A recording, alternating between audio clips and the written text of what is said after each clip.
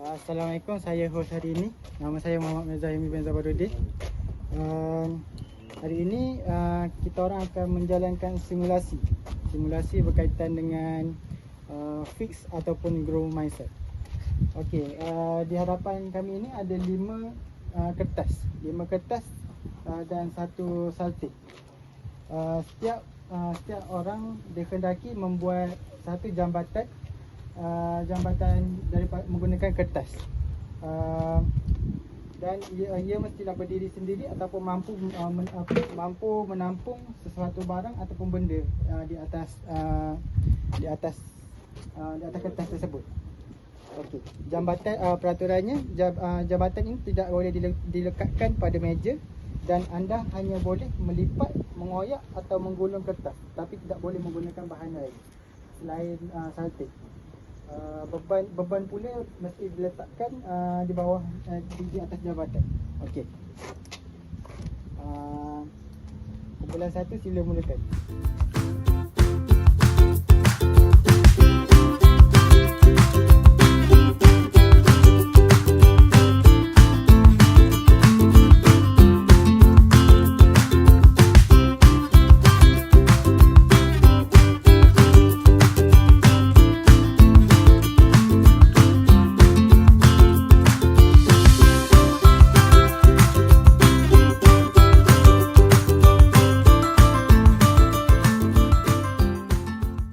Saya sebagai host akan menguji seberapa tahan beban jambatan yang dibuat oleh kumpulan 1. Okey. Ini saya akan menguji, letakkan saltik.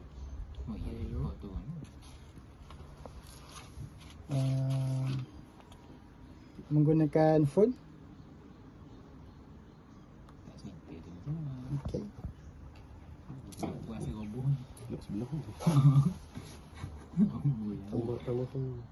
Okay, menggunakan cermin mata.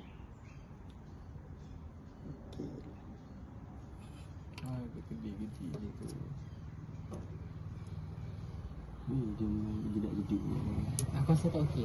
Okey. Apa dah? Tambah je. Tambah ni. Boleh nampak sampai 9. Kalau goyang kaki tu. Tak tahu. Confirm. Bawah sekali resiko. Bawah semua tu. Oh, dia layak. Nyaman. Lagi dengan mindset tu. Degi kita. Ya, diri kita. Okey, dengan ini kumpulan 1 berjaya melakukan simulasi projek. Ini dapat menunjukkan bahawa kumpulan 1 mempunyai growth mindset, sebab diorang berani melakukan eksperimen dan berjaya menampung beban sebanyak 4 telefon, 1 pita pelekat, satu cermin mata dan 1 apa tu? Okey. Itu sahaja.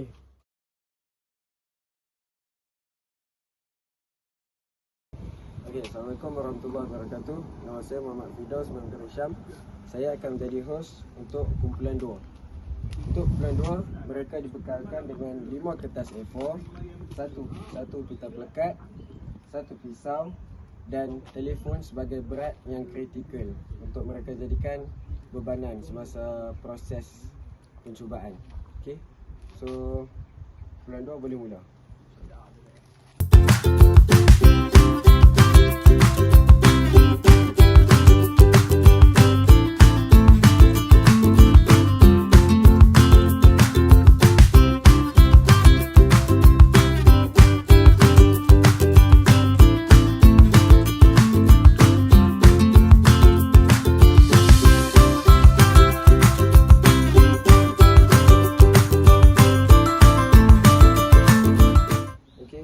Dah siapkan projek simulasi mereka.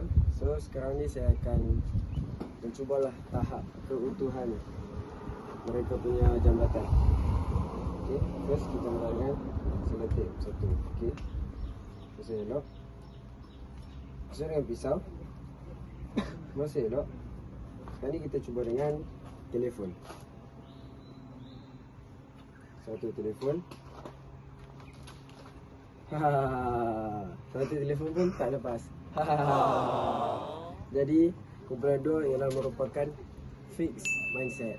Sebab mereka punya ciptaan jabatan ni tidak kukuh kata.